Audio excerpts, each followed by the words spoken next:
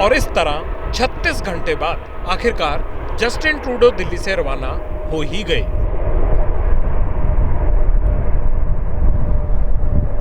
लेकिन इन 36 घंटों के दौरान कनाडा के प्रधानमंत्री की अपने ही मुल्क में जितनी छीछा-लेदर हुई, उतनी शायद ही किसी नेता की हुई हो। दुनिया भर की मीडिया और खास तौर में कनाडा वालों ने ट्रूडो को क्रिटिसाइज किया।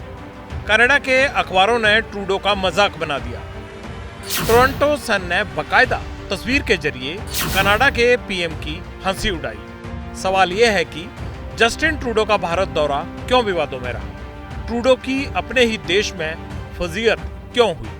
ट्रूडो को लेकर भारत में नाराजगी क्यों है? तीनों सवालों का जवाब ये तस्वीरें हैं। जिस वक्त ट्रूडो दिल्ली में 3 दिन से मेहमान बने हुए थे, तब कनाडा की सड़कों पर हिंदुस्तान के खिलाफ खालिस्तानी साजिश का तमाशा हो रहा था। वैंकूवर में कथित रायशुमारी के नाम पर आतंकी गुरपतवंत सिंह पन्नू भारत के खिलाफ खुलेआम जहर उगल रहा था और ट्रूडो की पुलिस तमाशा देख रही थी। और ये पहली बार नहीं है।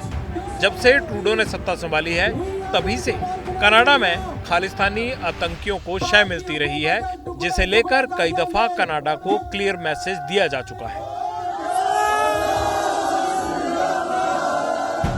G20 के दौरान प्रधानमंत्री मोदी ने जस्टिन ट्रूडो से मुलाकात की थी।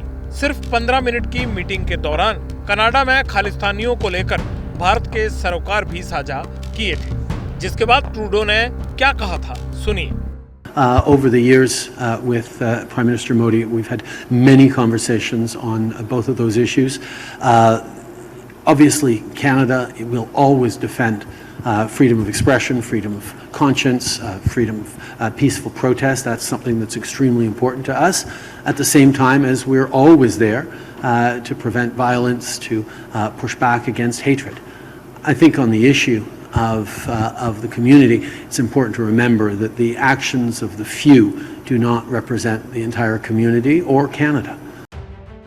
कनाडा की सड़कों पर खालिस्तानी समर्थकों का उत्पात जस्टिन ट्रूडो को अभिव्यक्ति की आजादी लगता है। जिस मुल्क ने ट्रूडो की मेहमान नवाजी में कोई कसर न छोड़ी हो,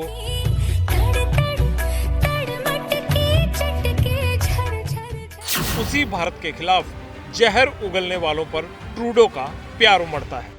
ये तथाकथित प्रो खालिस्तानी एलिमेंट्स हैं, वो वहाँ पर अनेक तरीके के गैदरिंग करते हैं और उसमें झांकियाँ निकाली जाती हैं और भारत के नेताओं को उसमें टारगेट करते हुए दिखाया जाता है और जाहिर है कि वो खालिस्तान की मांग उठाते हैं। और इस तरीके की जो अतिवादी और आतंकवादी गतिविधियों के बावजूद भी कनाडा की सरकार ऐसे एलिमेंट्स के ऊपर कोई कार्रवाई नहीं कर रही है।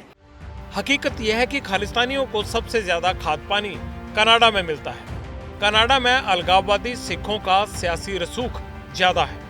खालिस्तान के दौर के दौरान पंजाब में सक्रिय रहे कई पूर्व आतंकी कनाडा में शरण लिए हुए हैं और बहुत से तो वहां के नागरिक भी बन चुके हैं। यही वजह है कि 2018 में भारत दौरे के दौरान भी जस्टिन ट्रूडो को ज्यादा तवज्जो नहीं मिली थी।